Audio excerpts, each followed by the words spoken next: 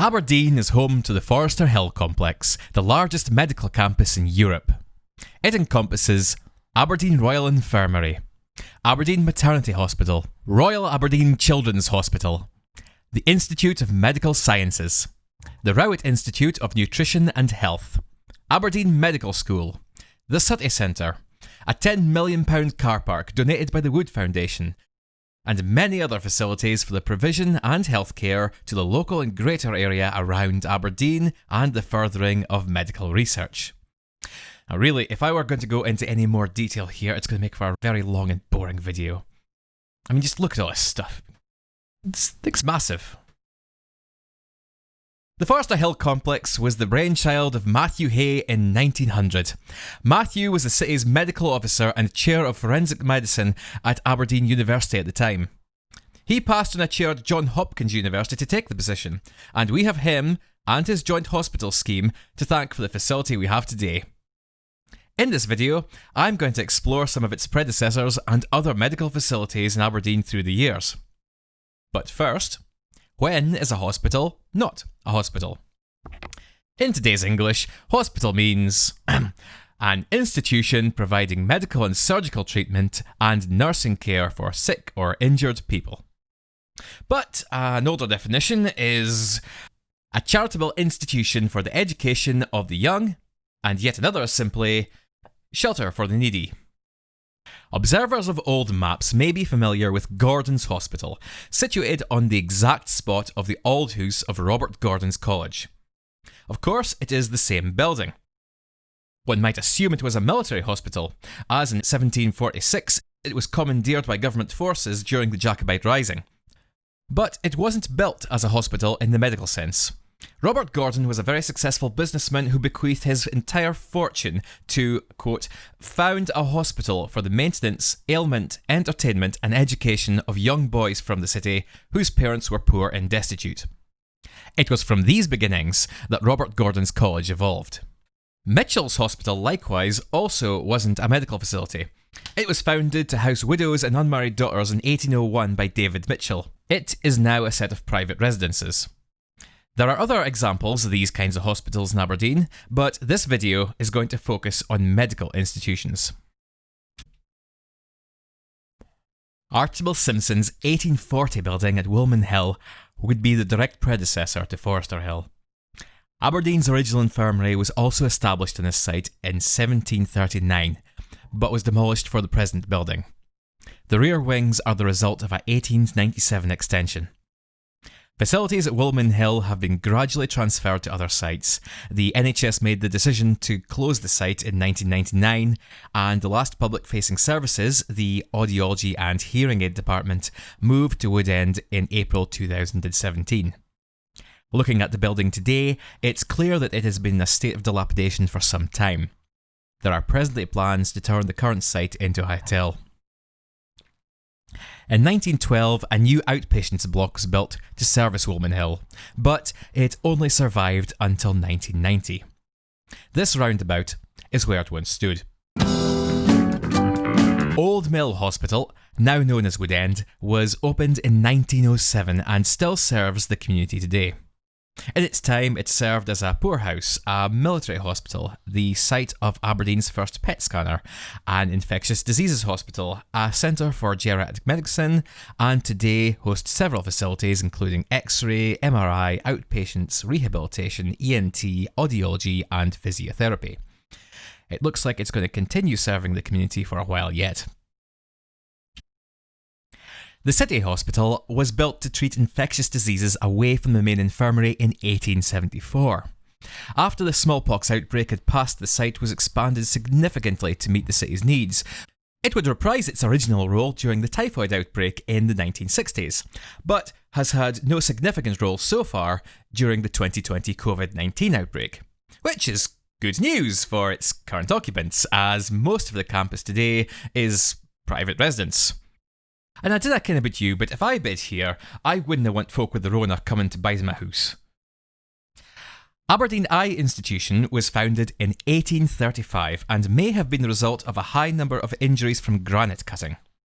It was housed at 142 King Street from 1903 onwards. These days, it is a hard building to get a good glimpse of, hidden in a close behind the frontage of granite tenements. The close is accessed from an arch in King Street, not far from Princes Street, but is usually locked. Something of the building can be seen from the car park behind Summerfield Terrace. It was getting into a fair state of disrepair, but seems to have been caught up in the construction work at the East Neuk. It was originally the family house of architect John Smith, one of Aberdeen's great architects. His work can be seen all over the city.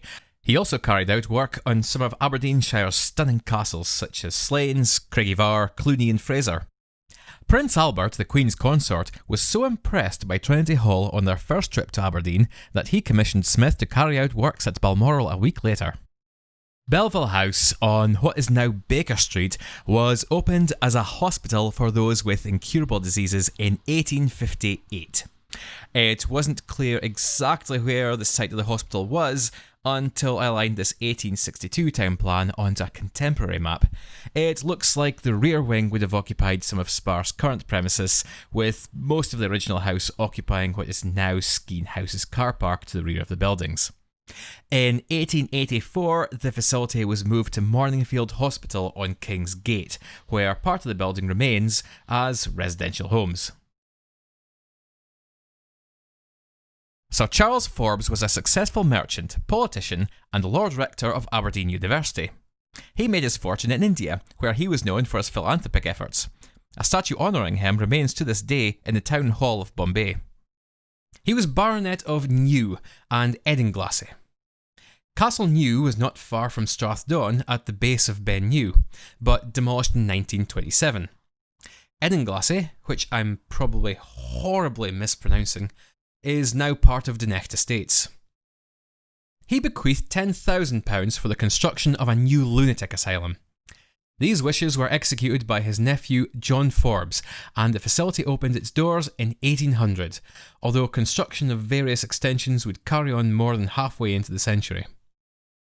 The site became known as Royal Cornhill Hospital in 1964, but has mostly laid derelict since the 1990s, when new buildings replaced the facility. Almost all of the original buildings are now gone, as the site has recently been redeveloped into new homes.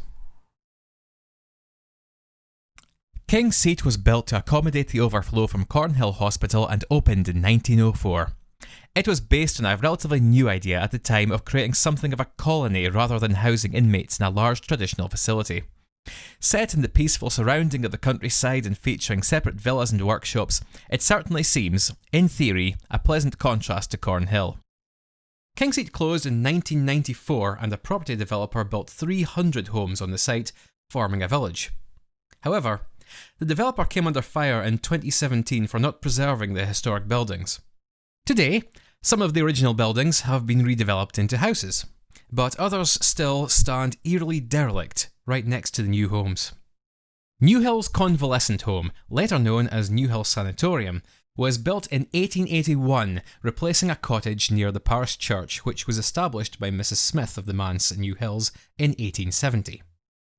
It was purchased by the town council in 1953 to be made into a home for the elderly and homeless until 1980. The Deeside Hydropathic Establishment, which eventually became Tornadee Hospital, was opened in 1899. Hydrotherapy was a medical approach which became popular in the 18th and 19th centuries. Its popularity at the time remains apparent to this day as the namesake for successful hotels such as the Crieff Hydro or the Dunblane Hydro, which also find their origins as hydropathic establishments from this era. The term hydropathic covers a number of different treatments, but today we largely consider them alternative medicine. In 1918 it became Tornadee Sanatorium and later Tornadee Hospital in 1960. It closed in 2002 and is now part of a residential housing development. Aberdeen doesn't have the most extensive reputation for medical innovation, but we do have a few claims to fame. Alexander Ogston, discoverer of how do you say this? Staphylococcus, was born here. As was Patrick Manson, the founder of tropical medicine. You can see a plaque dedicated to him at the Shanry. And John MacLeod, the co-discoverer of insulin. But the most famous medical innovation to come from Aberdeen has to be the full-body MRI scanner, built by a team led by John Mallard and first used in 1980 on a patient from nearby Fraserburgh. This bleak industrial access road behind a row of car dealerships isn't where you'd expect to find advanced medical research happening, but it's right here that Mallard set up shop after the main body of work was completed at Forester Hill and the machine moved to London, as evidenced in this curious advert from a 1986 edition of New Scientist. It invites applicants to apply for a post at a company called M&D Technology Limited at Unit 1, Whitemyers Avenue, the company set up by John to continue his research. Unit 1 is on the right.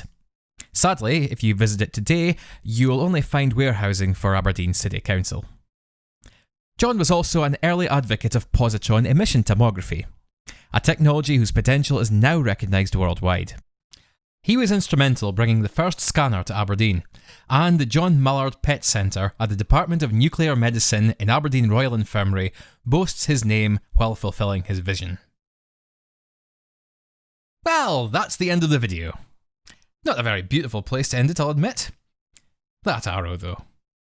That's totally the arrow you see in every clickbait video thumbnail, isn't it? Maybe I should make the thumbnail for this video something really clickbaity. Get some clicks. Quit my job. Make YouTube videos for a living.